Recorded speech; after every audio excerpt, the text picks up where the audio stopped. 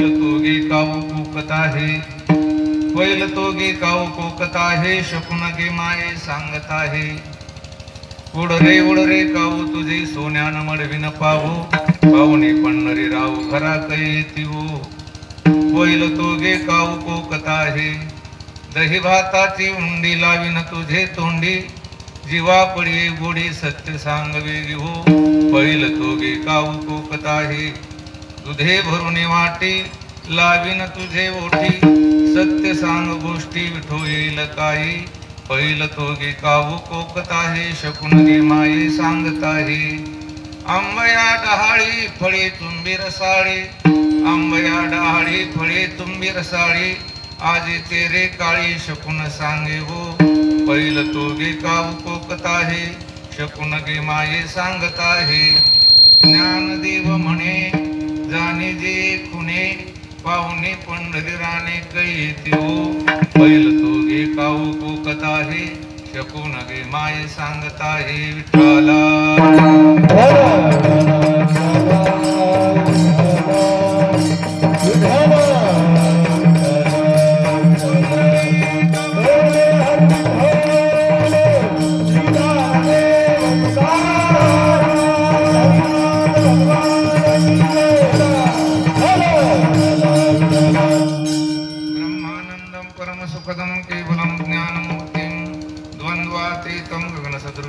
तत्वमस्यादिलक्ष्यम् एकं नित्यं विमलमचलं सर्वधी साक्षिभूतं, भावातीतं त्रिगुणरहितं सद्गुरुं तन्नमामि.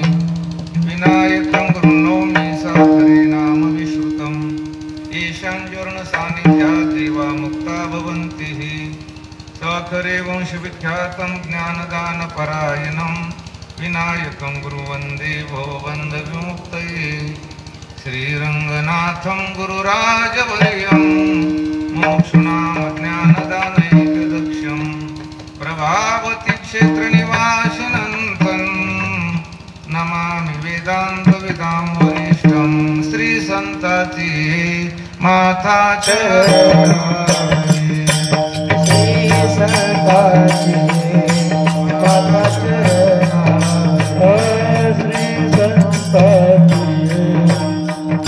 चरणामि, श्रीसंताची चरणावरी, श्रीसंताची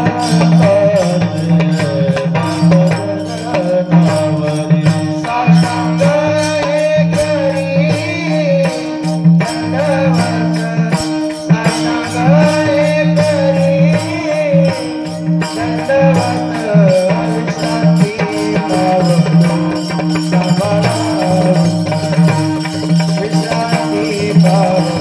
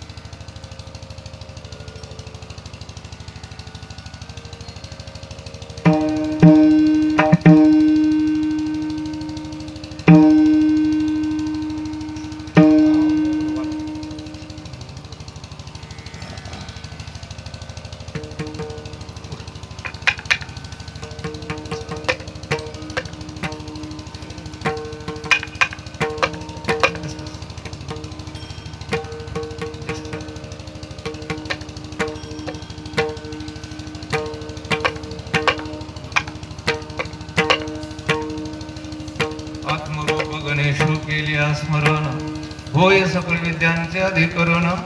तेचे बंधू श्रीचरण श्री गुरुचे ते नमस्कारोने आता. पहिलं तोगे काऊ कोकत आहे, शकुन गे माये सांगत आहे. बुडरे काऊ तुझे सोन्यानं मडविन पाहू, पाहुणे पंढरी राहू घरा कैती हो. पहिलं तोगे काऊ कोकत आहे. प्रस्तुतस्थली प्राप्त प्रसंगी कीर्तन रूपी सेवेसाठी निवडलेला अभंग संत सम्राट महाकैवल्य तेजनिधी ज्ञानोबा राय आणि माऊली ज्ञानोबा रायाने त्यांच्या अभंग गाथेमध्ये अशी अनेक प्रकारची प्रकरणं केलेली आहेत. काही प्रकरणं आत्मपर आहे, काही प्रकरणं उपदेशपर आहे. मग ज्ञानोबाराय असतील, नाथ महाराज असतील, तुकाराम महाराज असतील, याने आपल्या अभंग गाथेमध्ये काही विराण्या असे त्या ठिकाणी प्रकरण केलेले आहे. आणि म्हणून अनेक प्रकारच्या विराण्या शब्दाचा अर्थ की विरहिणी, म्हणजे भगवंताच्या प्राप्तीसाठी अंतकरणामध्ये झालेला जो विरह आहे. आणि असा विरह निर्माण झालेल्या ज्या ज्या कोणी त्या ठिकाणी भक्त असतील, मग ते पुरुष जरी असले किंबहुना महिला जरी असल्या, तर त्यांना काय म्हणायचं, विरहिणी. आणि म्हणून ज्ञानोबरायांचे या ठिकाणी चिंतन सेवेसाठी एक विरहिणी अर्थात विराणी सेवेसाठी मी घेतलेली आहे म्हटल्यापेक्षा आपणच आम्हाला घ्यायची सांगितलेली आहे. विठाला विठाला. आपल्या मर्यादित वेळेच्या त्या अभंगावर काहीसं चिंतन करण्यापूर्वी अल्पस हा परिहार देणं अत्यंत गरजेचं आहे की आपल्याला सर्वांना ज्ञात आहे की या ठिकाणी आपला हा आत्मोन्नती आणि विश्वशांती भारतीय श्री गुरुभक्त स्वानंद प्रेमळ मंडळ आळंदी देवाची यांच्या सह आयोजित आणि या ठिकाणी सुरू असणारा हा सत्संग व चिंतन सप्ताह. खरं तर असं आहे की आपण प्रत्येक गावोगावी अखंड हरिनाम सप्ताह ज्ञानेश्वरी पारायण सोहळा आपण पाहतो, पण असा सत्संग आणि चिंतन सप्ताह हा मला वाटतं तर क्वचितच त्या ठिकाणी आढळतो, जिथे केवळ आणि केवळ काय करायचं की सत्संग करायचा आणि केवळ काय करायचं की चिंतन करायचं. आणि म्हणून सुरू असलेला हा अत्यंत निरामय अशा या ठिकाणी की ज्या ठिकाणी गेल्यानंतर पाखंड्याचे अंतकरणामध्ये त्या ठिकाणी साधना करायचं त्या ठिकाणी तयार होईल असं अत्यंत असणारं हे पवित्र वाघजाई माता मंदिर. आणि या मंदिराच्या परिसरामध्ये या ठिकाणी आपल्या या मंडळातर्फे आयोजित हा सत्संग सोहळा किंबहुना चिंतन शिबिर आणि याचे मला वाटतं आयोजित आमचे परमस्नेह हरिभक्ती परायण मच्छिंद्रजी महाराज भोसले यांच्याद्वारा मेटकरी महाराज असतील, सकवे महाराज असतील, असे अनेक या ठिकाणी चांगल्या प्रकारची त्या ठिकाणी चिंतन मंडळी आहे. आणि त्या चिंतने मंडळीच्या द्वारा माझ्याकडे या ठिकाणी आमचे भोसले बाबाच्या द्वारा सापाईतकर महाराज जालनेकर यांच्याद्वारा माझ्याकडे सेवेसाठी हजर झालो. आम्ही सुद्धा बऱ्याच ठिकाणी आता जिथे जिथे सप्ताह असतात ना, तर तिथे अगोदरच कीर्तनकाराला 1 महिन्याने काय दिला जातो, अभंग. आणि मला वाटतं आता ह्याची काय की सध्या नितांत गरज आहे. वारकरी संप्रदायामध्ये मला वाटतं गावकऱ्यांना श्रोत्यांना ज्या अभंगावर चिंतन आवडेल ते अभंग त्यांनी कीर्तनकाराला द्यायला पाहिजे. आता हल्ली अलीकडे काय झालं की कीर्तनकाराचं असं ठरलं की कोणताही रोग असेल तर ही औषध एकच देऊन राहिली. पण तिकडूनच औषध भरून घेऊन यायचं आणि इथे आता उभं राहिलं बस, दुसरं काही सांगायचं नाही. या गावाचे लोक त्या गावाला राहत नाही, त्या गावाचे लोक या गावाला राहत नाही असो. परंतु आपल्या या सत्संगामध्ये या चिंतनामध्ये हा जो अभंग आहे तर माझ्या वाट्याला आला. आणि माऊली ज्ञानोबरायांनी अनेक जे काही विरहिणी केलेल्या आहे पैकी या ठिकाणी एक विरहिणी की जी विरहिणी कावळ्याशी काय करते आहे की संवाद साधते आहे. खरं तर मला अभंग अत्यंत अवघड असा पाहिजे होता, पण तुम्ही दिली विरहिणी. विठाला विठाला. याचा अर्थ असं नाही की हे अवघड नाही, खूप अवघड आहे. मला वाटतं आपल्यासारखे लाखो चिंतन करणारे लोक यांनी जर या विरहिणीचं जर चिंतन केलं तर फार झालं तर काय वेळ सांगू का, जसं समुद्रामध्ये आपण जायचं, स्नान करायचं आणि वर यायचं. समुद्रातनं स्नान करून वर आल्यानंतर आपल्या अंगाला जेवढं पाणी लागेल ते किती लागेल याचं जर तुम्ही चिंतन केलं तर फार थोडं लागेल. तसं आपण कितीही असे चिंतन करणारी मंडळी माऊली ज्ञानोबराच्या एका अभंगाचं चिंतन करायला जर लागलो तर समुद्रात नुसतं स्नान करून वर आल्यासारखं आहे. विठाला विठाला. ज्ञानोबरांनी त्यांच्या अभंग गाथेमध्ये अनेक प्रकारचे असे त्या प्रकरण तयार केलेले आहे. पैकी विरहिणी ही काय की प्रकरण आहे की ज्या एका स्त्रीला किंवा भक्ताला भगवंताची प्राप्ती होऊन भगवंत तिच्यापासून दूर गेलेला आहे असा जो काही अंतकरणामध्ये विरह झालेला आहे त्या विरहिणीचं चिंतन आजच्या अभंगातून ज्ञानोबराय करतात. विठाला विठाला. याच्यामध्ये फार मोठी शंका आपल्याला घेता येईल की एकदा भगवंत प्राप्त झाल्यानंतर तो आपल्यापासून दूर जातो का, हा पहिला मुद्दा आहे. काय आहे की एकदा जर भगवंत प्राप्त झाला, भगवंत तुम्हाला जर मिळाला आणि तो मिळून जर तुमच्यापासून दूर जात असेल तर मला वाटतं त्या भगवंताच्या द्वारा आपल्याला कदापि मोक्ष मिळू शकणार नाही. कसा मिळू शकणार नाही, जर समजा आपल्याला एकदा तो मिळाला आणि पुन्हा आपल्यापासून जर दूर गेला तर मला वाटतं संसारामध्ये सुद्धा तसंच आहे. कसं आहे, आपण जन्माला यायच्या अगोदर ही सगळी मंडळी आपला यांचा कुठल्याही प्रकारचा संबंध नव्हता. मग जन्माला आलो ह्यांचा आपला काय आला तर योग आला, आणि ज्या वस्तूचा योग येत असतो त्याचा आज उद्या परवा कधीतरी काय होतो योग होत असतो. मग तसंच हे आहे, जर समजा आपण भगवंताची प्राप्ती करून घेतली आणि काही कारणाद्वारे जर समजा त्याचा आपला जर वियोग झाला तर पुन्हा आपल्याला तो मिळणार नाही. याचा अर्थ आपला मोक्ष हा कसा होईल की नाशवान ठरेल. आणि म्हणून 4 मुद्दे अगोदर मांडतो, आणि ते मुद्दे मांडल्यानंतर अशा ज्या विरहाण्या आहेत या विरहाण्या कशासाठी केल्या त्याचं थोडक्यात चिंतन करू. वास्तविक आता अभंगाचा अर्थ काही फारसा अवघड नाही, हा सरळ आणि सोपा आहे. पण या अभंगाची पार्श्वभूमी आहे ती अत्यंत काय महत्वाची आहे. खरं तर असं आहे की आजही परमार्थामध्ये अनेक माणसं जे काही भक्तिपंथावर मार्गाचं आक्रमण करीत आहेत तर त्यांना असंच वाटतं की आपण हे सगळं केल्यानंतर आपल्याला भगवंताची काय होईल की प्राप्ती होईल. मी आत्ताच बोलून गेलो, त्याची प्राप्ती झाली म्हणजे आज न उद्या पुन्हा तो कधीतरी अप्राप्त होणार आहे. आणि म्हणून ब्रह्मलीन दोंडा महाराज 4 अवच्छेदक सांगायचे नेहमी. पहिला अवच्छेदक असं मांडायचे की जगामध्ये काही वस्तू अशा आहेत की त्या अप्राप्त अप्राप्त आहे. अप्राप्त म्हणजे काय, जी वस्तू मूलतः नाही आणि ती मिळवण्याचा आपण कुठलाही प्रयत्न केला तर ती मिळणार नाही, याला म्हणायचं अप्राप्त. म्हणजे नाहीच आहे, वस्तुतः नाही आहे. आणि समजा आपण ठरवलं की त्याला आपल्याला मिळवायचं तर मिळणार नाही. काही गोष्टी प्राप्त आहेत त्या कालांतरानं अप्राप्त होतात, त्याला म्हणायचं प्राप्त अप्राप्त. काही गोष्टी अप्राप्तच असतात परंतु काही क्षणापुरत्या काही कालापुरत्या त्या दिसतात, त्याला म्हणायचं अप्राप्त प्राप्त. आणि जगामध्ये एक गोष्ट अशी आहे ती प्राप्तच आहे, पण त्याच्यावर असणारा प्रतिबंध साधनाच्या द्वारे जर दूर झाला तर ती मात्र आपल्याला प्राप्त झाली असा व्यवहार घडतो, प्राप्त होत नाही, याला म्हणायचं प्राप्त प्राप्त. विठाला विठाला. पहिल्या मुद्द्याला स्पर्श करू. अप्राप्त म्हणजे काय, कल्पना करा. बागुलवा हा शब्द मला वाटतं आपण आपल्या आज्यापंजापासून ऐकतोय.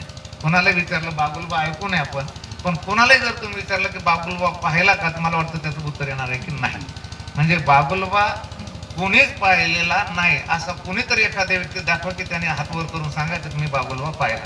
कोणी पाहिला का नाही, कोणत्याच जिल्ह्यातील कोणत्याच लोकांनी बागुलवा पाहिलेला नाही. का पाहिला नाही बरं, का पाहिला नाही, अर्थ नाही तिथं पाहायचं काय आहे. माऊली ज्ञानोबारांनी कितीतरी महाराज त्या ठिकाणी वर्णन केले. गंधर्व दुर्ग काय पाडावे, काय शशविषाण मोडावे, होवावे मग तोडावे पुष्पकी, तैसा संसार हा विरा, रुकचना ऐसा तो कारा, मा उन्मळाने दरारा कैसा तरी. गुरुजी नेहमी सांगायचे की एक बाई एका ज्योतिषावाल्याकडे गेली आणि गेल्यानंतर त्या ज्योतिषाने विचारलं, बाई साहेब कोणीकडे आला, आणि काय नाही बाबा मला मुलाची जन्मपत्रिका तयार करून घ्यायची.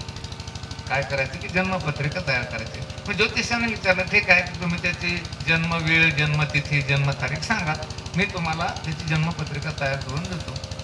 त्या बाईने उत्तर फार सुंदर दिलं. तिने सांगितलं की बाबा मी पुणे मुंबई जे मोठी मोठी हॉस्पिटल आहे तिथे सगळं आमचं फिजिकल टेस्ट केलं, चेकअप केलेलं आहे.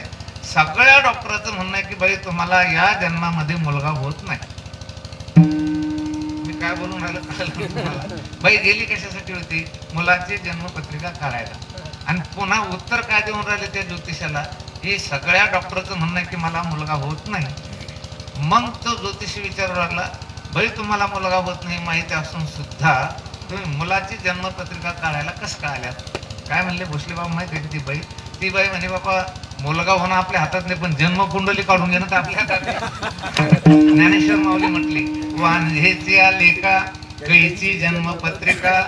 अरे वांझेचा मुलगाच नाहीये त्याची जन्मपत्रिका होऊ शकत नाही, याला काय म्हणायचं अप्राप्त. कल्पना करा कितीही पैसे दिले तरी तुम्ही कासवीचं तूप आणू शकत नाही, याला काय म्हणायचं अप्राप्त. बरं जगात काही गोष्टी अशा की त्या प्राप्त आहे पण तात्कालिक स्वरूपाचे आहे, कालांतराने त्या अप्राप्त होतात. सरपंच पद घ्या, आमदार पद घ्या, खासदार पद घ्या, अहो हे पद फार बारीक बारीक आहेत. ब्रह्माजी कपाळे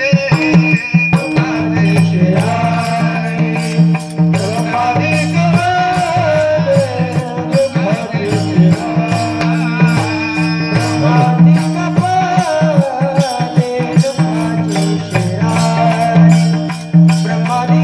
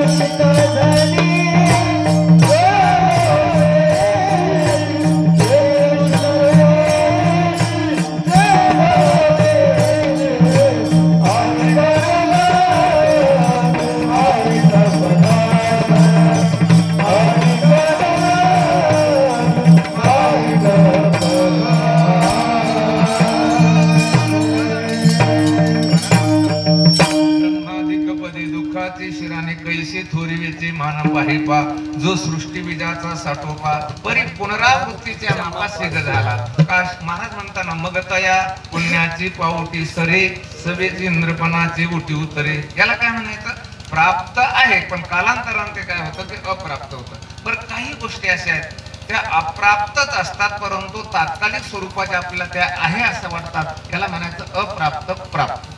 कळलं का? अप्राप्त प्राप्त म्हणजे काय? स्वप्नामध्ये सापडलेले कितीही पैसे असले तरी ते अप्राप्तच असतात, पण स्वप्नामध्ये मात्र आपल्याला ते कसे वाटतात? प्राप्त.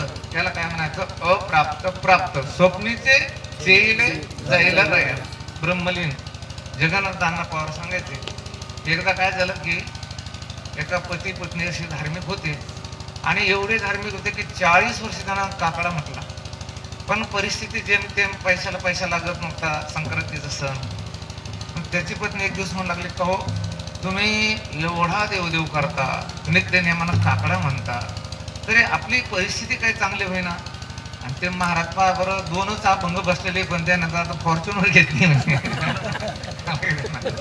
मग तुम्ही एवढा देवदेव करता तर तुमचं कसं काय? ते दिवसभर त्याचा खेळ झाला. आता हा होता धार्मिक, यानं सांगितलं तिला, प्रारब्धेची जोडी धन, प्रारब्धेची वाढी मान, काही टेन्शन घेऊ नको म्हणे, जे नशिबामध्ये असेल ते मिळतं म्हणे. ते झोपलं बघा. आणि झोपल्यानंतर अशा ठिकाणी झोपलं की 1-2 भांडी एकावरती एक ठेवलेली आणि तिथे झोपलेलं. दिवसभर त्याचा खळ झाल्यामुळं त्याला सकाळी 3 वाजता स्वप्न पडलं आणि स्वप्नामध्ये त्याला असे 2 लाख रुपये सापडले. 50-50 हजाराचे 4 बंडल मिळाले. कशात मिळाले? त्याला स्वप्नामध्ये. आणि ते घेतले आणि वाटलं किती आहे पैसे मोजावेत म्हणून मोजायला लागला. मांजरानं उडी मारली, भांड्यावर भांडी पडली याच्या अंगावर आणि त्याला काय झालं की जाग आला. शेव आल्यानंतर गेले पैसे का राहिले? ते आता गेले. स्वप्न गेलं, पैसे गेले. असा खिन्न होऊन बसला. काय झालं बघा, त्याच्या पत्नीला माहित होतं की 4 वाजता काकडा भजन सुरू होणार, पण यानं 6 पर्यंत भजन काही सुरू केलं नाही. त्याची पत्नी म्हणे, का हो एवढ्या दिवसाचा नित्यनेम तो जात खंडित झाला म्हणे. जाऊ दे म्हणे, काय देवाचं भजन म्हणतं म्हणे. इकडून तिकडून कसे 2 लाख रुपये सापडले होते. या मांजराला उडी मारायला आत्ताच का वेळ मिळाली, त्यानं उडी मारली, मला जाग आला आणि ते पैसे गेले. ती त्याचीच पत्नी होती. ती म्हणे, तुम्ही वेळी आहेत म्हणे, सापडल्या माझ्याकडे दिले असते तर कशाला गेले असते? येता येतं का ते? त्याचं काय RTGS करता येतं का? फोन पे, गुगल पे? काही नाही. याला काय म्हणायचं? अप्राप्त प्राप्त. अप्राप्त हा सगळा प्रपंच तुम्हाला आता सध्या वास्तविक पाहता वेदांत दृष्टीने पाहिला तर अप्राप्तच आहे, पण वाटतो कसा तुम्हाला तो? प्राप्त. याला काय म्हणायचं? अप्राप्त प्राप्त. हे जे जगत दिसायला लागलं याला काय म्हणायचं? अप्राप्त प्राप्त. आणि या जगामध्ये एक गोष्ट अशी आहे, त्याला ब्रह्म म्हणा, त्याला देव म्हणा, ते प्राप्तच आहे. आणि त्याच्यावर आलेले प्रतिबंध आपण दूर केले की प्राप्त मिळाला, प्राप्त झाला असा व्यवहार होतो, अन्यथा होत नाही. कल्पना करा, काही लोक काय म्हणतात की आम्हाला बोर घ्यायचं पाणी सांगा, बोरवेल घ्यायची पाणी सांगा. मला एका मित्राला बोरवेल घ्यायची पाणी सांगत, म्हणलं खोद बाबा, हे तुला कुठे घ्यायचं? ते म्हणे किती फुटावर लागेल? म्हणलं फुटावर कळत नाही मला, पाणी लागेस तोवर तो बोर चालूच ठेव, पाणी लागणारच आहे. हो, गर्भामध्ये पाणी आहे, फक्त पाण्यापर्यंत आपण पोहोचत नाही. तसं सर्वांच्या हृदय देशी मी अमोका आहे ऐशी, जी बुद्धी स्फुरे हरणीसी ती वस्तू निरा, तैसा हृदयामध्ये मी रामू, असता सर्व सुखाचा आराम, की भ्रांता शिकाम विषयावरील. मग कल्पना करा, आत्मस्वरूप हे विद्यमान असताना सुद्धा आवरण नावाच्या दोषामुळे, विक्षेप नावाच्या दोषामुळे आणि मल नावाच्या दोषामुळे आपल्याला त्याची प्रतीती येत नाहीये. परमार्थ केल्यानंतर मल विक्षेप आवरण निवृत्त झालं रे झालं तर आम्हाला आत्मसाक्षात्कार झाला असा व्यवहार होतो, पण आत्मा काही मिळत नाही. याला म्हणायचं प्राप्त प्राप्त. विठाला विठाला.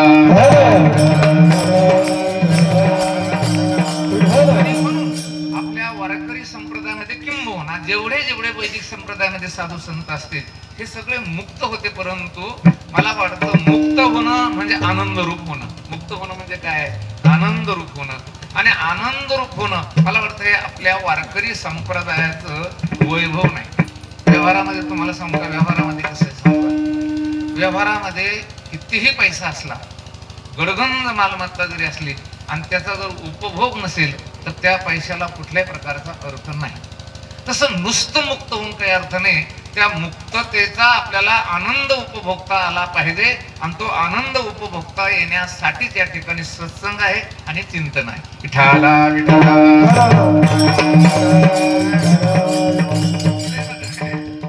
प्रत्येक मनुष्य दररोज ज्याला साखर झालेली नाही, मधुमेह ज्याला म्हणतो आपण, ज्याला शुगरची बिमारी म्हणतो ती नाही, तर किमान एक मनुष्य माझ्या अंदाजानं 50 ग्राम साखर त्या शरीरामध्ये दररोज जाते. चहाच्या द्वारा म्हणा, तुमच्या सकाळी नाश्त्याला शिरा घेतला त्याच्याद्वारे म्हणा, किंवा एखादा स्वीट आयटम आपण जेवणामध्ये घेतो त्याच्याद्वारे म्हणा, म्हणजे गोड पदार्थ नाही म्हटलं भाकरीच्या द्वारे एक 50 ग्रॅम आपल्या शरीरामध्ये जातो. एकाच्या पत्नीने सकाळी उठल्या उठल्या त्याला चहा करून देण्याच्या ऐवजी एका डिशमध्ये 50 ग्राम साखर आणली, चमचा आणला, म्हणे खा. ते म्हणे असं कसं काय साखर खावी? अहो तुम्ही दिवसभरात एरवी तरी चहाच्या द्वारे, तुम्ही त्या शिऱ्याच्या द्वारे 50 ग्राम साखर घेता का नाही? म्हणे हो. मग त्याच्यापेक्षा आता अशीच खाऊन घ्यायची म्हणे. हे बघा, एरवी 50 ग्रॅम काय 100 ग्रॅम साखर जाते, पण केवळ साखर आपल्याला खाता येत नाही. ती साखर जर खायची असेल तर त्याला शिऱ्याचं, रव्याचं, खाव्याचं माध्यम लागतंय, तरच ती साखर आपल्याला घेता येते. तद्वत आत्मा आपलं स्वरूप हे आनंद रूपच आहे, पण त्याचा उपभोग जर घ्यायचा असेल तर त्याच्यासाठी भक्तीच्या माध्यमाशिवाय दुसरं कुठलंही माध्यम नाहीये. विठाला विठाला.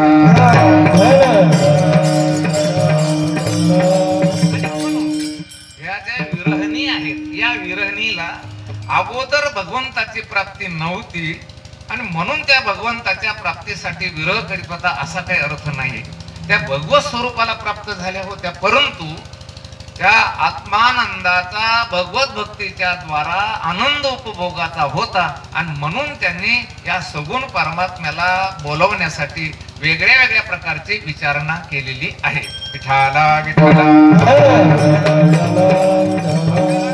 भागवतातील एक उदाहरण देईल मी तुम्हाला, आपल्याला सर्वांना ज्ञात असेल ते.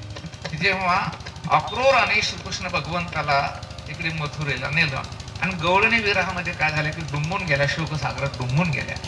भगवंताला माहित होतं, भगवंताने उद्धवाला बोलावलं, उद्धवा जा म्हणे, तू आता एक काम कर, काय जा आणि गवळणीचं थोडं सांत्वन कर, कारण त्या माझ्या वियोगामध्ये अत्यंत व्याकुळ झालेल्या आहे.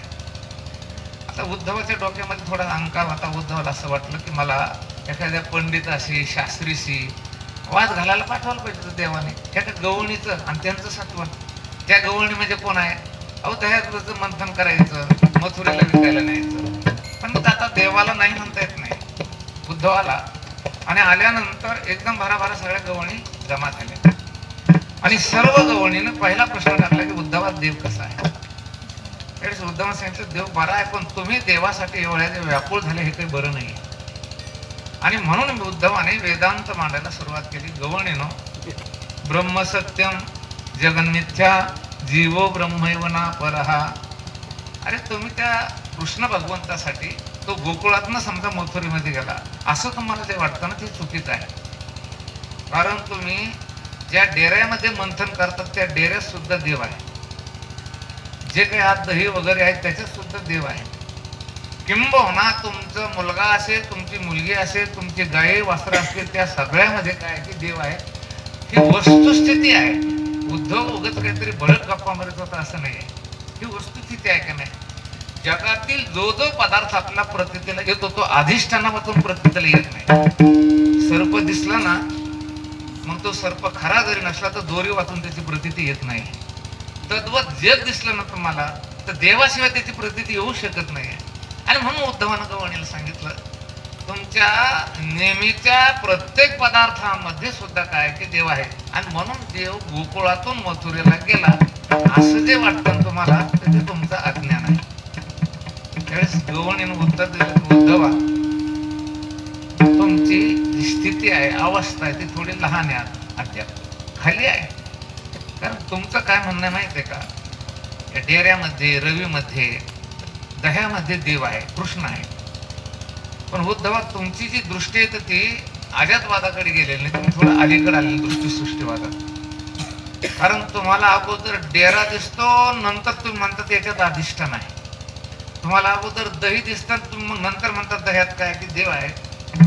अरे आमची अशी अनुभूती का आम्हाला डेरा दूध दही लेकर बाळक काही दिसत नाही. आत हरी बाहेर हरी हरीने घरी कोंडिले. पण आम्हाला त्या जीवनमुक्तीच्या विलक्षण सुखाचा आनंद भोगण्यासाठी आम्हाला तो सावळा श्रीकृष्ण भगवान पाहिजे. याच्यासाठी आम्ही या ठिकाणी विरह करून राहिलो. विठाला विठाला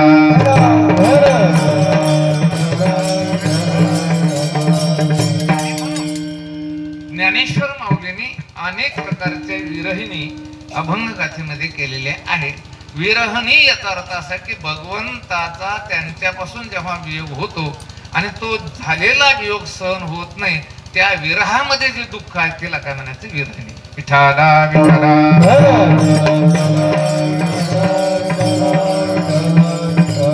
हे बघा, संस्कृत मध्ये विचारसागरातील ग्रंथामध्ये किंबहुना जेवढे जेवढे वेदांताचे ग्रंथ असेल त्याच्यामध्ये काही परिभाषा आहे. काय आहे की परिभाषा आहे. प्रत्येक शास्त्रकाराने आपापली परिभाषा तयार केलेली आहे. शास्त्रकारच सोडून द्यावं. हल्ली अलीकडे आपण पाहतो BSF असेल, बॉर्डर सिक्युरिटी फोर्स, जिल्हा पोलीस असेल, मिलिटरी असेल, तर प्रत्येक डिपार्टमेंटची एक वेगळी वेगळी काय असते? कोड लँग्वेज असते, म्हणजे सांकेतिक भाषा असते. तसं प्रत्येक शास्त्रकाराचे काय की काही सांकेतिक भाषा आहे. तसं राग शब्दाचा अर्थ मला वाटतं व्यवहारामध्ये आपण क्रोध करतो. काय का हो, त्यांनी मला चाल दिली, मला खूप राग आला त्यांचा, म्हणजे काय आला की क्रोध आला, असं आपण म्हणतो. पण संस्कृत मध्ये राग शब्दाचा अर्थ आहे प्रीती किंवा प्रेम. आपण पाहिलं ना, शरीराला कारण सुख दुःखाला कारण शरीर, शरीराला कारण काय? धर्माला कारण काय की राग द्वेष. म्हणजे राग म्हणजे प्रीती, राग म्हणजे प्रेम. तर म्हणून त्या रागाचे शास्त्रकारांनी भक्तिशास्त्रामध्ये 3 प्रकार पाडलेले आहेत. एक पूर्व राग आहे, दुसरा मिलन राग आहे आणि तिसरा विरह राग आहे. पूर्व राग म्हणजे काय?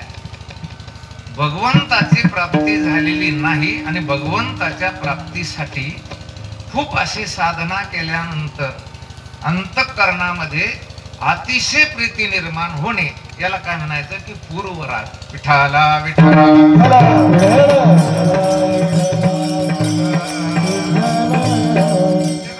पुन्हा एकदा बोलतो मी, आपण भगवत प्राप्तीसाठी केलेली जी साधना आहे आणि त्या साधनेच्या द्वारा अंतःकरणामध्ये अशी काही प्रीती निर्माण झालेली आहे की आता मला भगवंत भेटल्याशिवाय मी जगू शकत नाही, अशी जी प्रीती आहे त्याला कोणता राग म्हणायचा की पूर्व राग. असे अनेक अभंग आहे महाराज, सगळ्यांच्या परिचयाचा अभंग आहे.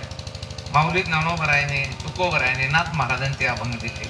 तुकोबरायाचा अभंग सगळ्यांच्या प्रसिद्ध आहे. कन्या सासुरासी जाई मागे परतोनी पाहे, तैसे झाले माझ्या जीवा केव्हा भेटसी केशवा. मला वाटतं हा अभंग महाराष्ट्रामध्ये सगळ्यांच्या परिचयाचा आहे. आणि हा अभंग जगद्गुरु संत श्रेष्ठ तुकाराम महाराजांनी 450 वर्ष अगोदर लिहिलेला आहे. पण हा जो दृष्टांत आहे तर मला वाटतं या दृष्टांताचं गांभीर्य आता मात्र राहिलेलं नाही. कन्या सासुरासी जाई मागे परतोनी पाहे. हो, ते लग्नाच्या अगोदरच हिंडून ये पाहून ये, तर मग मागे पाहायचा काही संबंध नाही. पूर्वीच्या कालखंडामध्ये लग्न लागल्यानंतर ते गाडी बैल असायची, बैलगाडी, आणि बैलगाडीमध्ये ती वधू पाठीमागे तोंड करायची आणि वर पुढे तोंड करायचा. आणि त्या बैलगाडी चालल्यानंतर सारखी सारखी ती मागं बघायची. आपल्या माहेराविषयी तिच्या अंतःकरणामध्ये खूप अशी काय असायची? प्रीती असायची.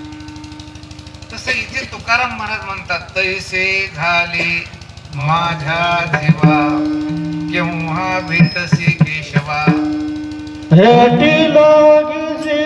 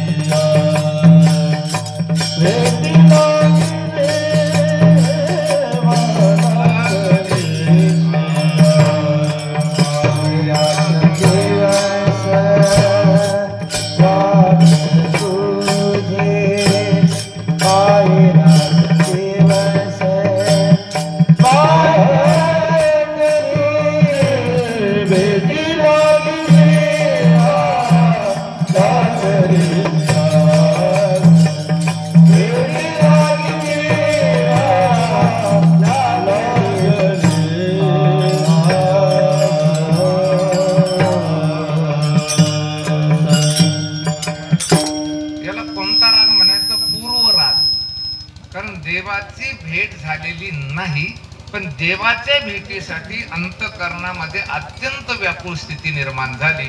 भेटी लागे जीवा लागली से आस. आपण तुकोबरायचा अभंग बघतो. कन्या सासुराशी जाई मागे परतोनी पाहे. हे बघा, तुकोबरायने ज्ञानोबरायने एक सिद्धांत समजावून सांगण्यासाठी एक किंवा दोन किंवा तीन जर दृष्टांत दिली तर अभंगाची पूर्तता करायची होती म्हणून दृष्टांत दिलेली नाही. कारण पहिल्या दृष्टांतामध्ये कुठेतरी गौणत्व आणि त्रुटी असेल म्हणून दुसरा दृष्टांत दिलेला आहे. त्याचं कारण काय आहे? जसं हा दृष्टांत आपण बघतो आजही बघा तुम्ही.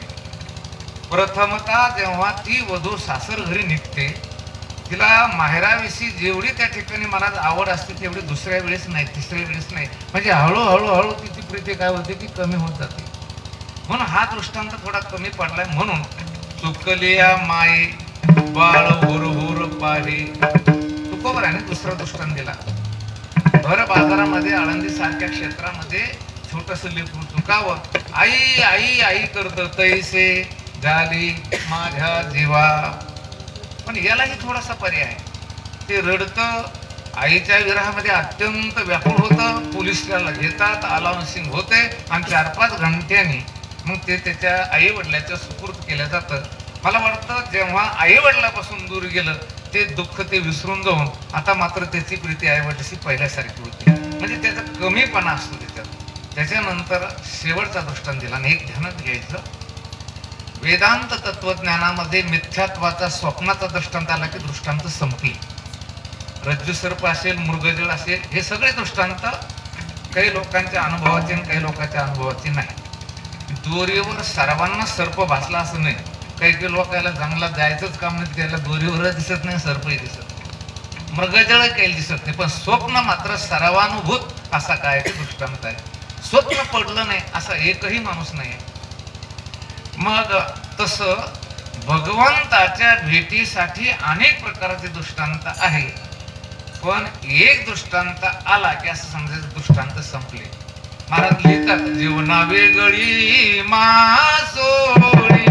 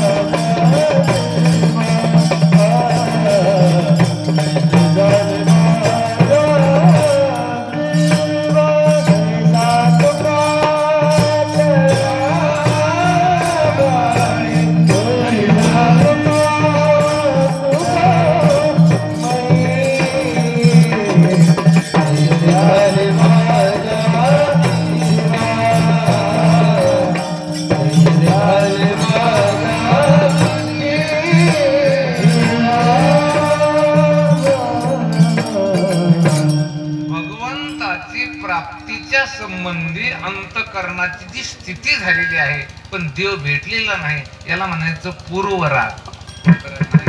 पूर्वराग आहे. त्याच्यानंतर मिलन राग आहे.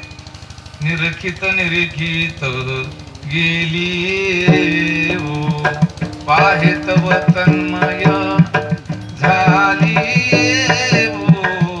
किंवा पहिल्या दिवशी आपण झाला आपला आपुलेनी रंगे येत होते ओ साजनी तव एक वनवासी अलंगी ओ माये.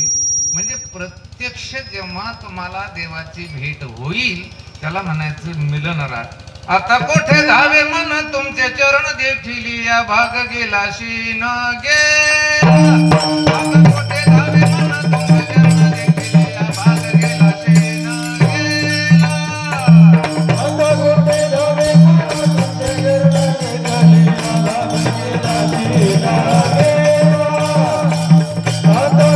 धावे मन तुमचे चरण देखील या भाग गेला शीन गेला. आता कोठे धावे मन तुमचे चरण देखील या भाग गेला शीन गेला. सीन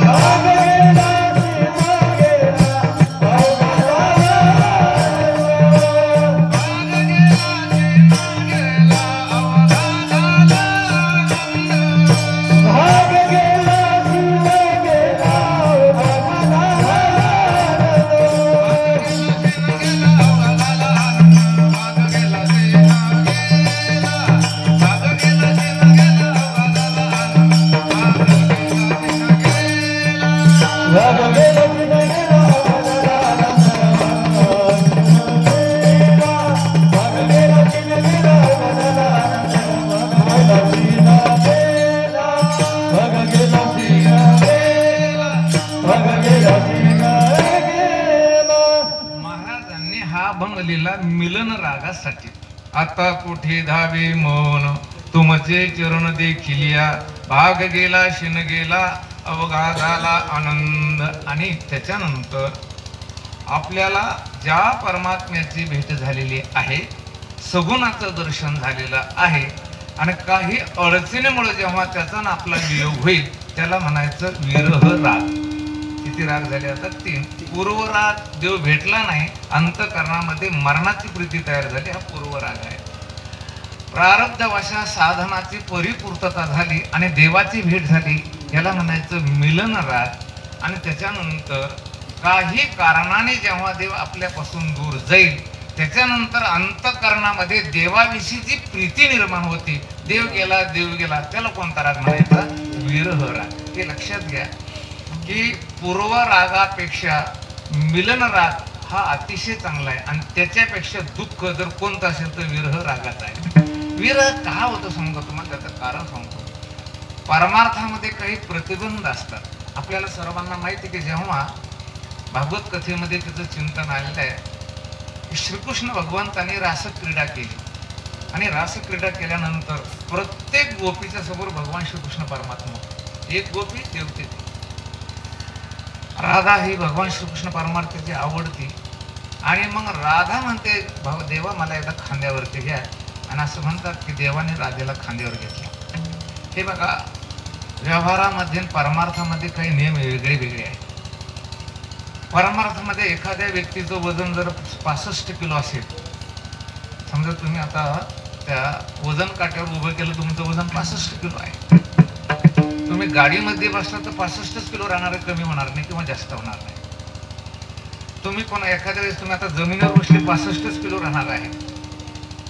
पण परमार्थामध्ये असा नियम आहे, तिळ भरी जरी होय अभिमान, मेरू तो समान भार देवा. परमार्थामध्ये थोडा जरी अभिमान झाला तिळभर, तर देवाला खरंच तिळभरच ओझ व्हायला पाहिजे, पण तसं नाही होत. ते अभिमान केवढा? तिळभर. आणि ओझ केवढं होतं देवाला? मेरू पर्वता एवढं. आणि मग प्रत्येक गोपीला असं वाटलं की मीच खूप श्रेष्ठ आहे आणि माझ्या समोर परमात्मा आहे, आणि अभिमान झाला, आणि देव काय झाले की गुप्त झाले. गुप्त झाल्यानंतर त्या सर्व गोपीच्या अंतःकरणामध्ये भगवंत वियोगाचं जे दुःख आहे त्याला काय म्हणायचं? विरह. हरि बिन रहिया न जाए जीवा, हरि बिन रहिया न जाए जीवा, हरि बिन रहिया न जाए जीवा, हरि बिन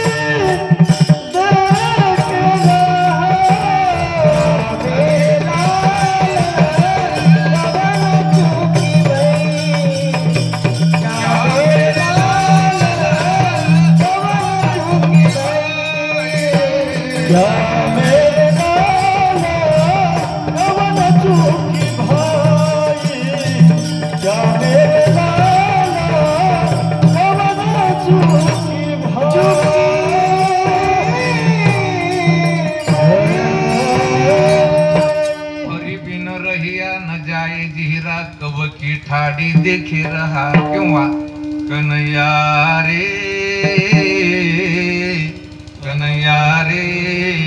जग जेठी, देवी भेटी एक वेळा, देवी भेटी एक वेळा, काय मोकलिले वनी सावधानी मी दिले, येथवरी होता संग आणि अंगे अंग लपविले. महाराज काय म्हटले? तुका म्हणे पाहिले मागे.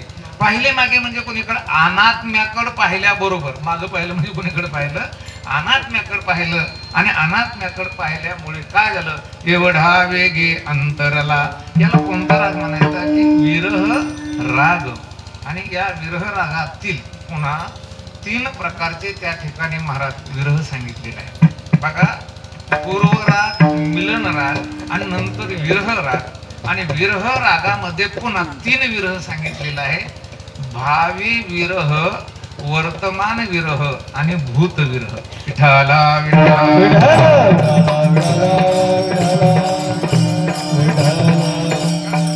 भावी विरह म्हणजे काय, अमुक एक वस्तू आपल्यापासून दूर जाणार आहे, आपला तिचा वियोग होणार आहे, ह्याच्यासाठी अंतःकरणामध्ये जो शोक होतं, जे दुःख होतं, याला कोणता विरह म्हणायचा, भावी विरह. कल्पना करा का एखाद्याला जवळचा व्यक्ती आहे, अतिशय स्नेही मंडळी आहे आणि त्याला जर समजा कर्करोगासारखा आजार झाला आणि आता डॉक्टरने सांगितलं की 1 महिन्याच्या वर हे जगू शकत नाही, त्याच्या कुटुंबियाला विरह होतो. पण कोणता आहे तो, भावी विरह आहे. म्हणजे विरह तो गेला नाहीये पण जाणार आहे. ही जी अंतःकरणामध्ये केविलवाणी स्थिती होती त्याला कोणता विरह म्हणायचा, भावी विरह आहे. मला वाटतं आपल्याला सर्वांना ज्ञात आहे की मुलीचं स्थळ बघताना त्या वडिलाला, पाहुण्याला अगदी दमछाक होती महाराज की आपल्या मुलीचं चांगलं झालं पाहिजे, साजेसं त्याला वर पाहिजे, त्याची त्या परिस्थिती तशी पाहिजे. आणि आपल्याला सर्वांना ज्ञात आहे की जेव्हा सगळा योग जुळून येतो आणि अगदी थाटामाटात लग्न होते आणि मला वाटतं जेव्हा लग्नाचे मंगल सुरू होतात त्यावेळेस त्या वधूला, त्या वधूच्या आईला आनंद व्हायला पाहिजे. काय व्हायला पाहिजे, आनंद. पण कित्येक ठिकाणी आम्ही बघतो की वधूच्या आईच्या डोळ्यातून काय येतात, अश्रू येतात. का अश्रू येतात बरं, आता माझी मुलगी माझ्यापासून दूर जाणार आहे. विरह झाला का, ती गेली का, नाहीये. पण हा कोणता विरह आहे की भावी विरह. म्हणजे जाणार आहे ह्याच्यासाठी अंतःकरणामध्ये जे व्याकुळ स्थिती होती तिला कोणता विरह म्हणायचा, भावी विरह. आपल्याला सर्वांना ज्ञात आहे, गवळण म्हणती यशोदेला कोठे गे सावळा, कारथ शृंगारीला सांगे उमजला, अक्रूर उवासे दारी गे साजनी, या नंदाच्या अंगणी मिळाल्या गवळणी. म्हणजे कृष्ण भगवान हे मथुरेला जाणार आहे असं गोकुळात कळाल्याबरोबर सगळ्या गवळणी शोकसागरात डुंबून गेल्या. पण कोणता विरह होता भोसले महाराजा, भावी विरह. रथी चढले वनमाळी, आकांत गोकुळी, भूमी पडल्या व्रजवाळी, कोणत्या संभाळी, नैनीच्या उदकाने भिजली धरणी. याला म्हणायचं वर्तमान विरह. मुलगी वाट लावणे चालल्यानंतर जे रडणं आहे, जो विरह आहे तो कोणता आहे, वर्तमान आहे. आणि गेल्यानंतर मग आई इतकी तिचे गुण सांगू सांगू सांगू थोडी थोडी रडती. हा कोणता विरह, भूतविरह. विठाला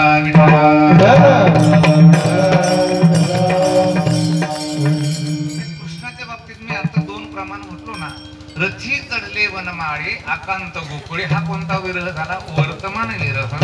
आणि त्याच्यानंतर भूत विरह आहे.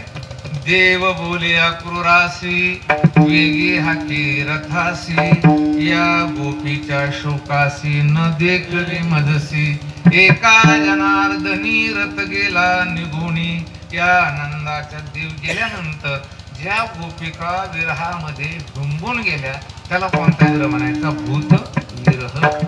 हे बघा, भावी विरह कठीण आहे, त्याच्यापेक्षा वर्तमान विरहाचं दुःख जास्त आहे. आणि वर्तमान विरहाच्या दुःखापेक्षा भूत विरहाचं दुःख काय आहे की जास्त आहे. शास्त्रामध्ये, भक्ती शास्त्रामध्ये भूत विरहाच्या 10 अवस्था सांगितल्या. विठाला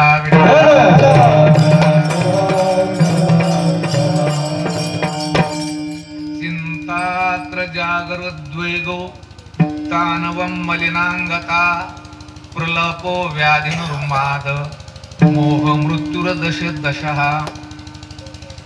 10 स्थिती आहे.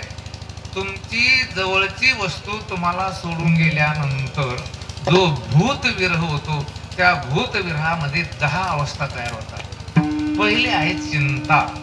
काय आहे, चिंता. कल्पना करा, एखादा करता धरता मुलगा जर वारला, वियोग जर झाला, तर त्या सर्व कुटुंबामध्ये काय निर्माण होती? चिंता. चिंता, आणि चिंता वाढली की जागर, झोपत नाही ना. एकूण एक मुलगा वारला, आई जागी होती. म्हणजे ही जी स्थिती आहे कशाची? भूतविरहाची. उद्वेग, आता उद्वेग म्हणजे उदासीनता. चिंता तर जागृत द्वेगो तानव मलिनांगता. मग अन्न पाण्याचा परित्याग, शरीर कृश होणे, अंगावर मालिन्य येणे. त्याच्यानंतर प्रलाप. प्रलाप शब्दाचा अर्थ असा आहे, अशा स्थितीला तो भूतविरहात गेलेला माणूस होतो, त्याच्या बोलण्यामध्ये, चालण्यामध्ये, राहण्यामध्ये कुठल्याही प्रकारचा ताळमेळ राहत नाही. त्याला काय म्हणायचं? प्रलाप. बघा तुम्ही, अतिशय जर त्याच्यावर दुःखाचा आघात झाला, एखादा जवळचा व्यक्ती गेला, त्याच्या बोलण्यात ताळमेळ राहत, ती आई असेल, ते वडील असेल, प्रलाप सुरू होतो. प्रलाप म्हणजे काय? कसं तरी वेडे वाकडं बोलायचं, कोणाला तरी बोलायचं. आणि त्याच्यानंतर महाराज म्हणतात, प्रलापो व्याधी. व्याधी होती, उन्माद होतो, मोह होतो, मृत्यू होतो. पण आपल्याला आजच्या अभंगाच्या अनुषंगाने भूतविरहाच्या झालेल्या 10 अवस्थेपैकी प्रलाप नावाची अवस्था सांगायची. कोणती अवस्था सांगायची? प्रलाप. मला वाटतं प्रलाप स्थितीमध्ये त्या गवळणी गेल्या होत्या. जेव्हा देव गेला ना, हे सगळे गवळणी मग निघाल्या. मग या प्रलाप स्थितीला गेल्या. वड दिसला, वडालाच विचारू लागल्या, कृष्ण बघितला का तुम्ही? यशोदा गेली होती ना, माझा कृष्ण देखिला काय, कुणी तरी सांगा गे. हाती घेऊन या फूल, अंगणी रांगत आले मुल, होते सारवित मी तुल, कैची भूल पडली. म्हणजे कोणत्या अवस्थेमध्ये गेली? प्रलाप अवस्थेमध्ये. आपल्याला सर्वांना माहिती आहे, जेव्हा रावणाने मातोश्री सीतेचं हरण केलं, त्यावेळेस राम सुद्धा प्रलाप स्थितीमध्ये गेले होते. पण राम प्रलाप अवस्थेत गेले असं नाही भोसले बाबा, ते त्यांचं नाटक होतं. आपल्याला माहिती, दगडाला विचारायची सीता पाहिली का? पक्षाला विचारायची सीता पाहिली का? नाही, झाडालाच विचारायची सीता पाहिली का? हे सीते, हे सीते, हे सीते. कैलासामध्ये महादेवाचं भजन चालू, राम राम राम राम राम राम. आल्या पार्वतीमध्ये, महादेवा भजन बंद करा, म्हणजे भजन बंद करा. महादेव म्हणे, का बरं? तुम्ही ज्याचं भजन करतो तो राम, सामान्य माणसं रडणार नाही अशा प्रलाप स्थितीला पोहोचले. आणि दगडाला सीता विचारायला लागले, झाडाला सीता विचारायला लागले, असा कुठं देव असतो का? म्हणे बंद करा म्हणे ते भजन. महादेव म्हणे, भवानी येडी झाली का काय म्हणे? ते रामाचं नाटक म्हणे. राम ते प्रल्हाद, नाही ते बघा, ते बघा, ते झाडालाच विचारू राहिले सीता पाहिले का? ते एका बाबा कुत्र्यालाच विचारू राहिले सीता पाहिले का? आणि तुम्ही त्याचं भजन करता म्हणे. महादेव म्हणे, शहाणपण करू नको, माझ्या रामाचं ते नाटक आहे. नाही नाही नाही नाही ते म्हणे, काही की बाई म्हणतात ना, पाहून तुमचा महाराज कसा बिघडला. तसं ही पार्वती म्हणला, भजन बंद, भजन बंद.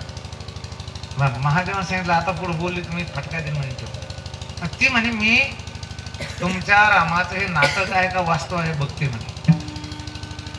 माणसानं खरं तर लोकाला तपासू नये, तपासायचं तर कुठं तपासायचं येतं, थोडं डोकं पाहिजे. पार्वती कोणाला बघायला चालली?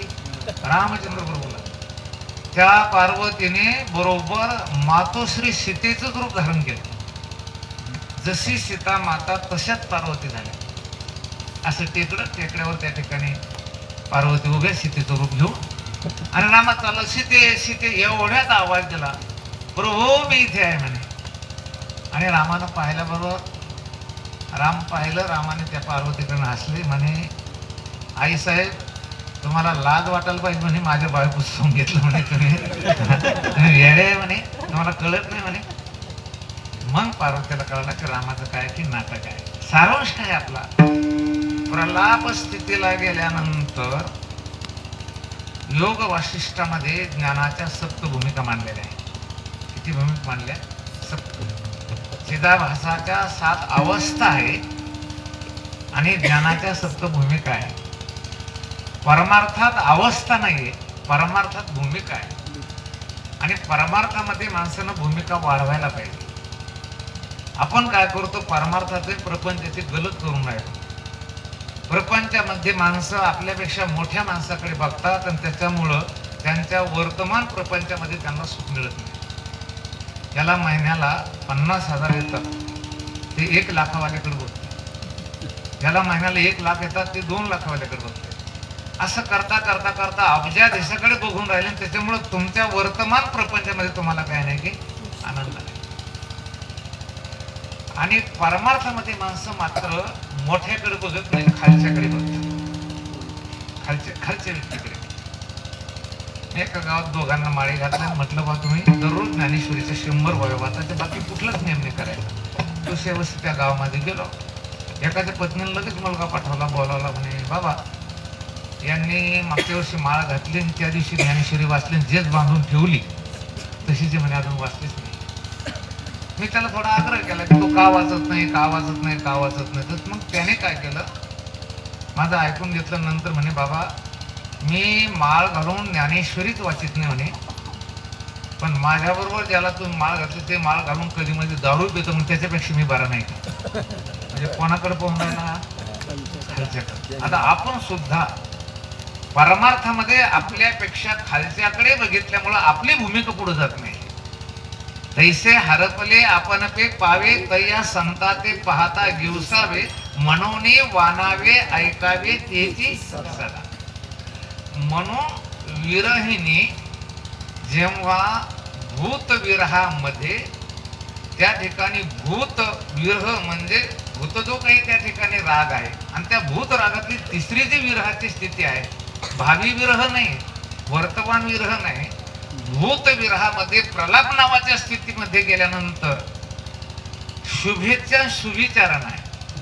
शुभेच्छा म्हणजे काय, उपजला भाव तुझे कृपे सिद्धी जावो.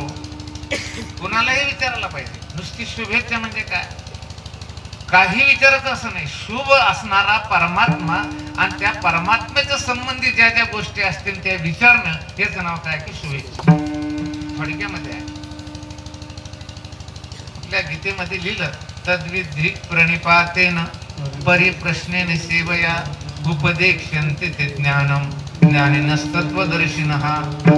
ते ज्ञान पैगा बरवे, जरी मने अति आणावे, तरी संताया भजावे सर्वस्वेशी. जे ज्ञानाचा पुरठा तेच सेवा हा गारवंठा, तो स्वाधीन करी सुबटा ओळगुणी. तनु मनु जीवे चरणाशी लागावे, अगर्वता करावे दास्य सकळ. मग आता मग अपेक्षित आपुले. हे नंतर आहे बरं का. शुभ हे नंतर आहे. विचारणं कधी आहे, हे सगळं अगोदर झालेलं आहे. म्हणजे तनु मनो जीवे चरणाशी लागावे, नंतर सगळी सुविचारणा आहे. आता आपली सुविचारणा कधी होते, अगोदरचं काहीच नाही. गेल्या गेल्या रिकामे पावन ब्रह्म बताव, असं होणार नाही. विठाला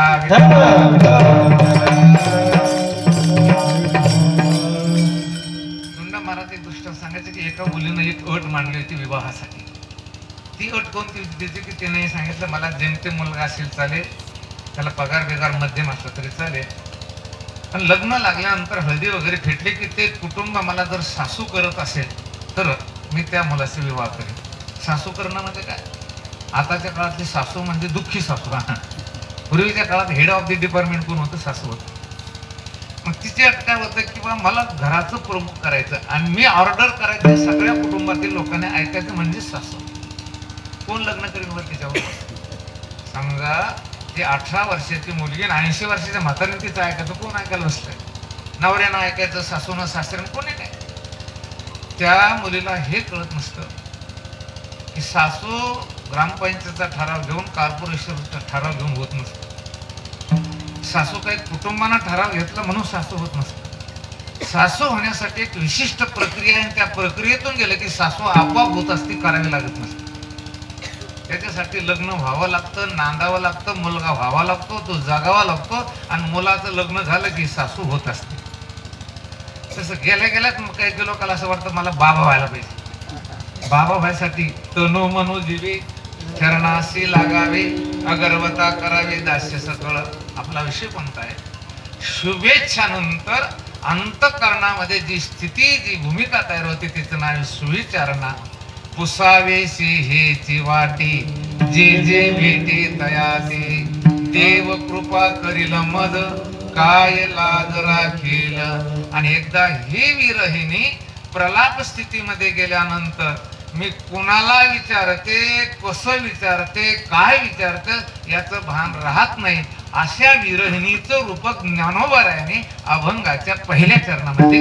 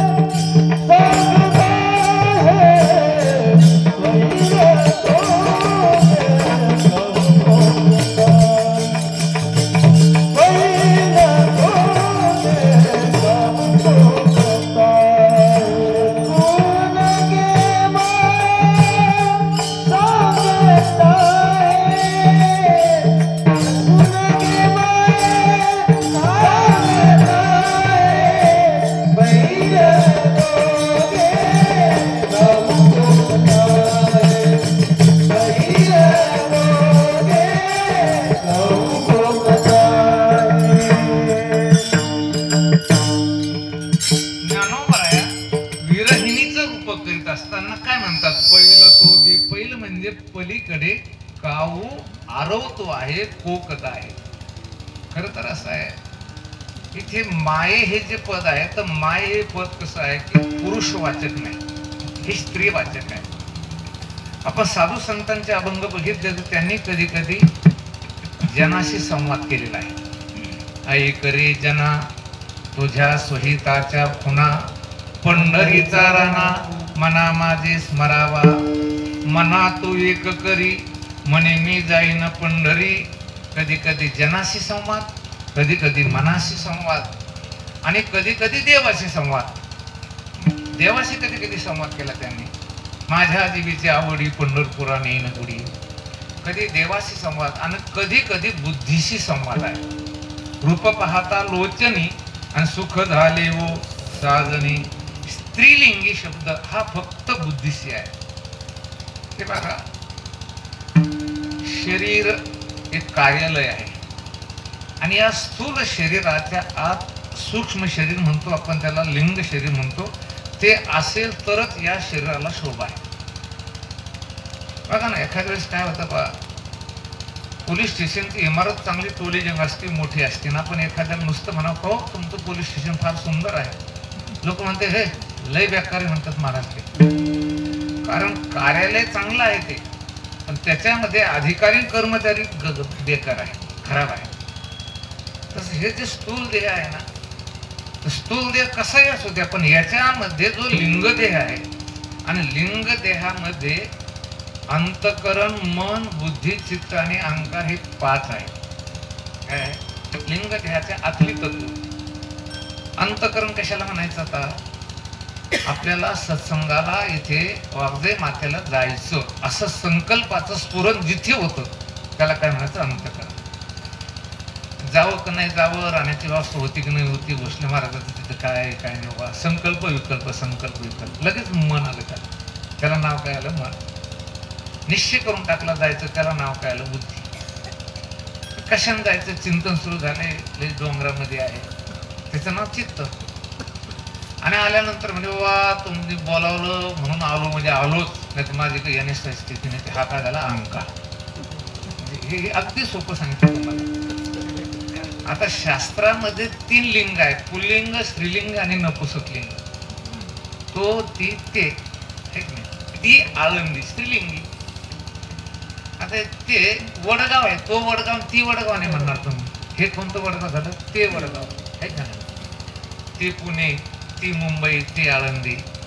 आणि काही आमचा आता जालना आहे समजा, तो जालना किंवा हा जालना. हे कोणतं नाव आहे? पुल्लिंगी. याच्यामध्ये अंतकरण नपुसकलिंगी आहे. हे अंतकरण किंवा ते अंतकरण. त्याच्यानंतर मन नपुसकलिंगी, काही मन हे नपुसक, चित्त नपुसक आहे, अहंकार पुल्लिंगी आहे आणि बुद्धी मात्र स्त्रीलिंगी आहे.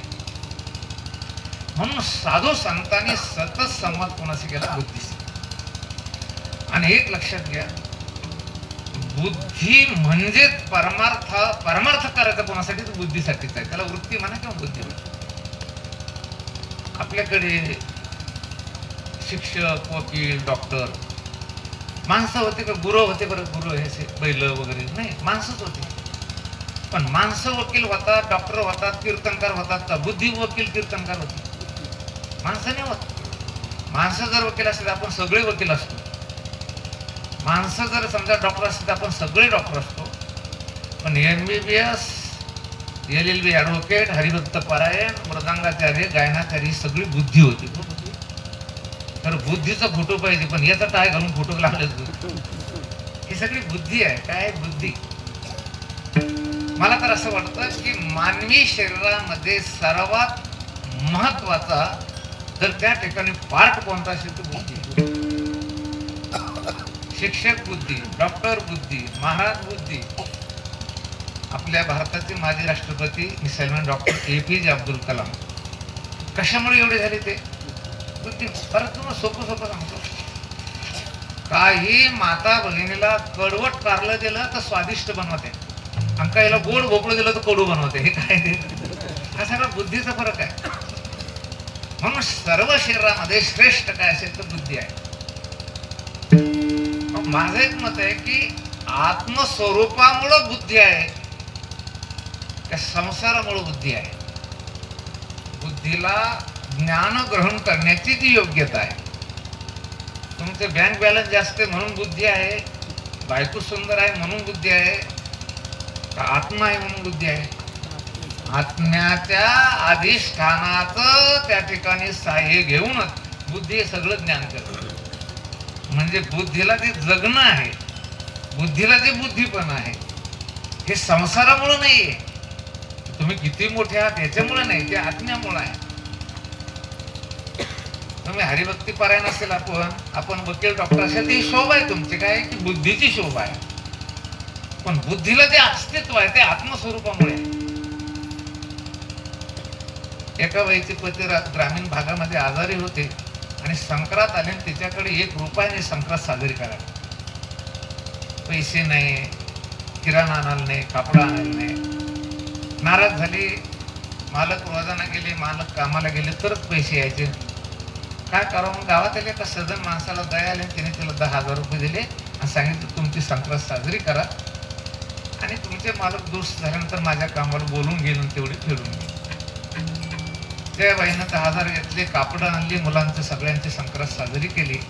पण जे काही सुवासनीचं वाण द्यायचं, मग ज्याच्यामुळं संक्रांतीला शोभा आली त्याचं नाव घ्यायला पाहिजे की ज्याच्यामुळे सौभाग्यवती पण टिकलं त्याचं नाव घ्यायला पाहिजे? शोभा कोणामुळे आली? गावातल्या माणसानं पैसे दिले म्हणून. पण त्याचं नाव घ्यायचं नाही. नाव कोणाचं घ्यायचं? ज्याच्यामुळे सौभाग्यवती पण टिकलं. तो झोपलेला जरी असेल तसं आत्मस्वरूपामुळं बुद्धीला अस्तित्व आहे आणि व्यावहारिक ज्ञानामुळे बुद्धीला शोभा आहे. विठाला विठाला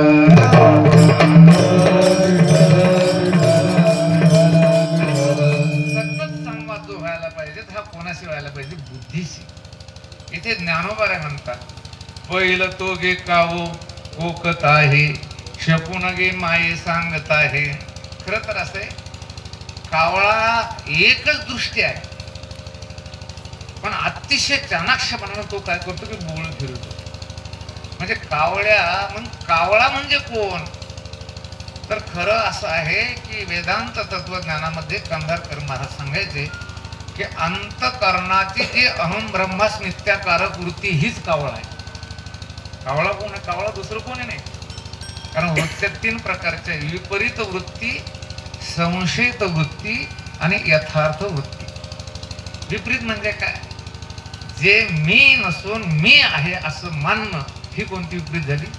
विपरीत वृत्ती. ही वृत्ती आहे सर्प हे दोरी आणि दिसायला लागला सर्प, हे कोणतं ज्ञान झालं? विपरीत. अरे तुम्ही आत्मस्वरूप असताना देह मी समजायला लागले, ही कोणती वृत्ती झाली? तुमची विपरीत वृत्ती. मग चिंतन शिबिरात ऐकून ऐकून मग त्याला वाटलं लागलं देह जर मी नाही मग मी कोण आहे बा, ही झाली संशयित वृत्ती.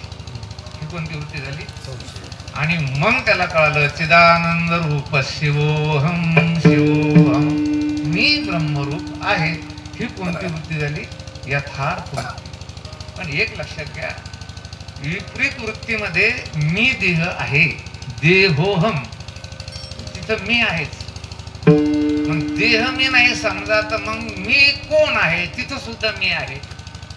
आणि मग मी कोण आहे तर मी ब्रह्म आहे, तिथं सुद्धा काय की मीच आहे. ही मी फक्त हिनं काय केलं की देह सोडला, कोण आहे सोडलं, जीव सोडला, ब्रह्म धरलं. पण ही सुद्धा शुद्ध स्थिती नाही. ही कारण ही कावळा उड्या मारणारी स्थिती झाली. विठाला विठाला काय झालं? मी ब्रह्म मी ब्रह्म. मला वाटतं गुरुजी म्हणायचे मी देह आहे म्हणावं की मी ब्रह्म आहे म्हणावं, तर मी देह तर नाहीच, पण मी ब्रह्म जरी आहे तरी ती वाच्यता त्या ठिकाणी नसावी. आहे त्याला मी म्हणावं तर नाही त्याला मी म्हणावं? नाही त्याला तुम्ही म्हणूच नाही, पण जे आहे त्याला काय मी म्हणायचं? तुम्ही म्हटले तरी आहे आणि नाही म्हटलं तरी आहे. आणि म्हणून महाराजांनी लिहिलंय सहज मी आंधळा गा निज निराकार पंथे, सहज मी आंधळा गा वृत्ती निवृत्ती झाली जनन दिसे तिथे, मी माझे हरपले ठाई जे तिच्या तेथे, अदृश्यतेचे झाले काही दृश्य जे होते. म्हणून इथे माऊली म्हणतात काय, मी ब्रह्म आहे अशी जी वृत्ती आहे, तर त्या कावळ्याला ही बुद्धी काय म्हणते, त्या वृत्तीला बुद्धी काय म्हणते? पहिलं तो गे काव कोकत आहे, शकून गे माये सांगत आहे. काय शकून? हे बघा, पूर्वकालापासून सुद्धा थोडस आम्हीच दाखविण्याची काय की पद्धती आहे.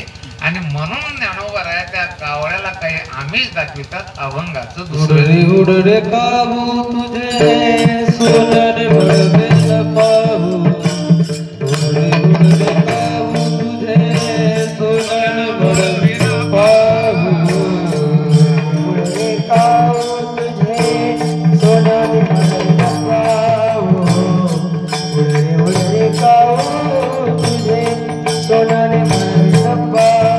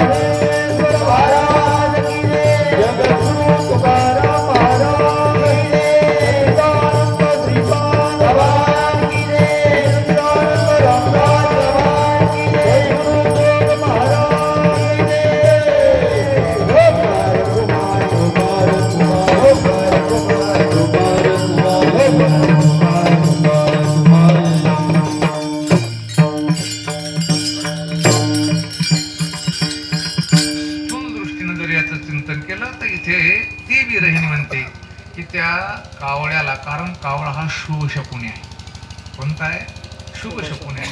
आजही बघा तुम्ही, कावळा जर आरवायला लागला तर बऱ्याच माता भगिनीला असं त्या ठिकाणी करतात की कोणीतरी पाहुणा आपल्या घरी येतोय. आणि खरे या विश्वामध्ये खरे पाहुणे जर कोण असेल तर देव आहे. तसे पाहुणे तीन आहेत.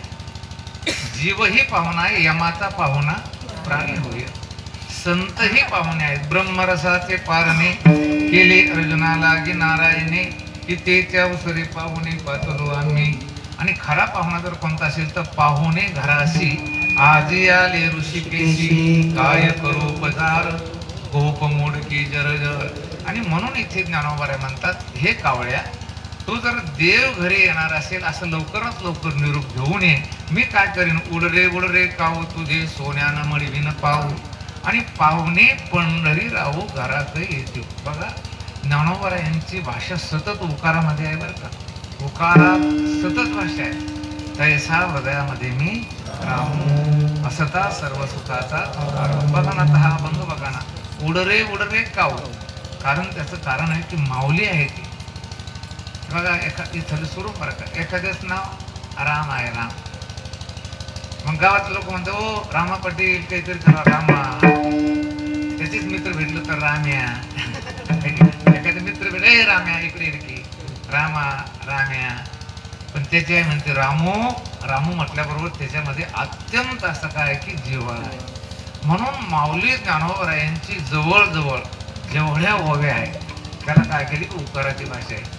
इथे ज्ञानोबा काय म्हणतात, विरहिणी काय म्हणायला लागली, उड रे काऊ तुझे सोन्यानं मळवीन पाहू, पाहुणे पंढरी राहू घरात येते. हे आम्ही दाखवलं. किंवा तुला अलंकार घालीन अलंकार.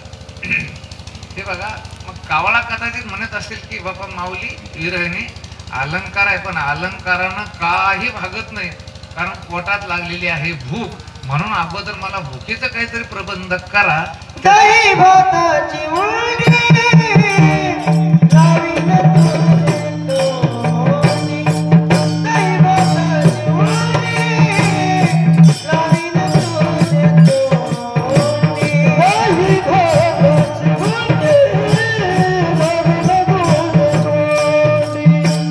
दही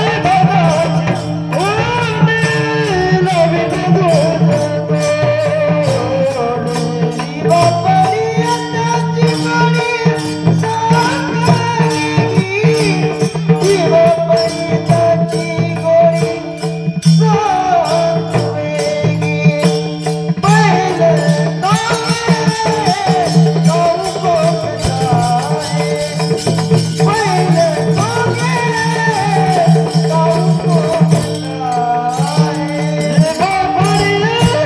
तुझे तोंडी,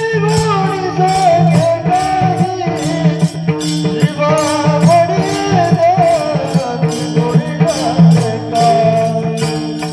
भाताची उंडी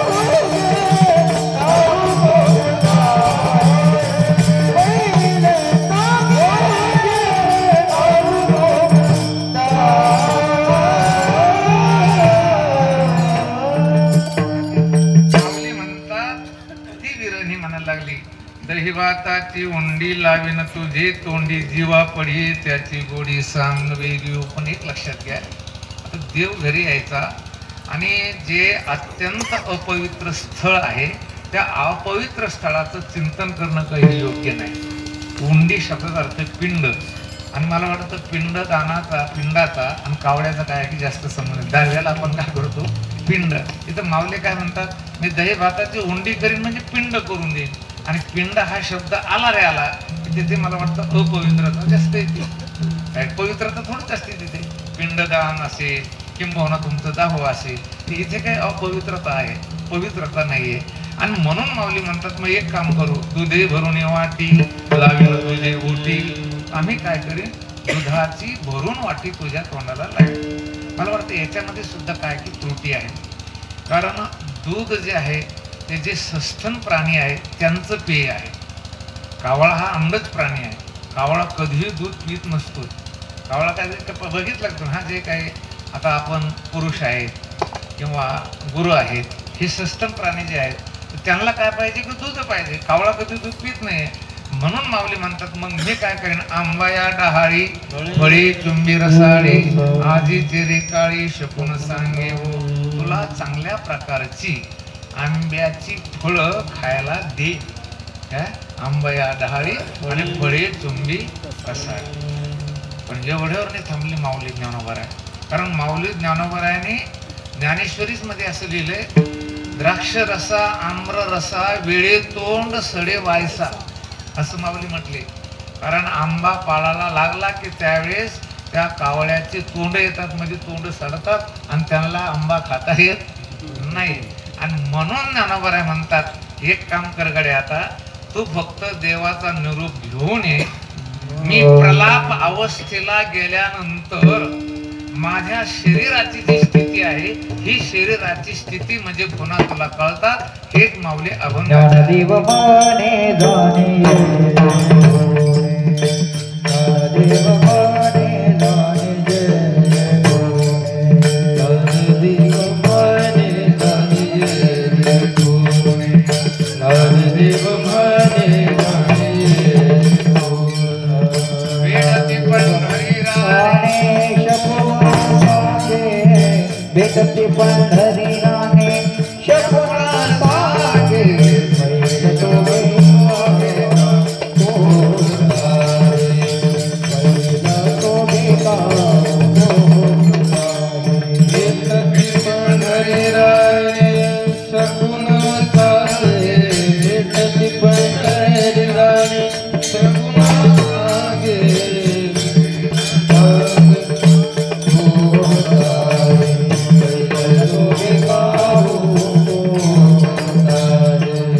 शकुन गे माये साहे, शकुन गे माये साहे,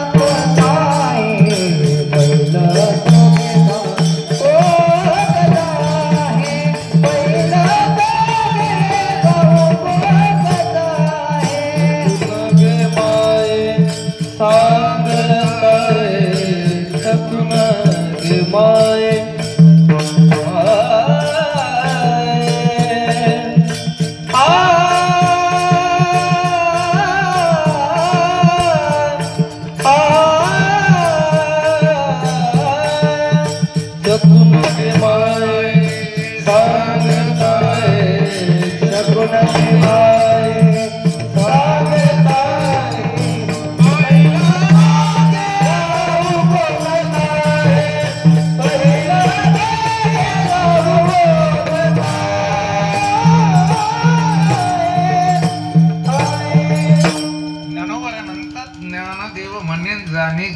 खुणे. खुणे म्हणजे संकेत, खुणे म्हणजे चिन्ह. कोणते चिन्ह? चिंता, जागर, उद्वेग, दानव, त्याच्यानंतर मलिनांगता, प्रलाप, हे सगळेचे सगळे मोह मृत्यूदशा. माऊली म्हणतात पांडुरंगाला जर तो आणलं नाही तर मी मृत्यू या स्थितीला प्राप्त होईल. म्हणून पहिलं तो गे काऊ कोकता आहे, शकून गे माये सांगत आहे ज्ञानेश्वर. माऊली ज्ञानराज माऊली तुकाराम ज्ञानेश्वर, माऊली ज्ञानराज माऊली ज्ञानेश्वर, माऊली ज्ञानराज माऊली ज्ञानेश्वर, माऊली ज्ञानराज महाराज ज्ञानेश्वर, माऊली ज्ञानराज. न्यूनते पुरते अधिकते सरते करून घ्यावे सुमते विनुतसे. ना तरी बालक बोबडा बोले वाकुडावे सुका पावली, ती चोज करून माऊली रे जेवे विठ्ठल जय जय विठ्ठल, जय विठ्ठल, जय जय विठ्ठल, विठ्ठल जय जय विठ्ठल, जय जय विठ्ठल.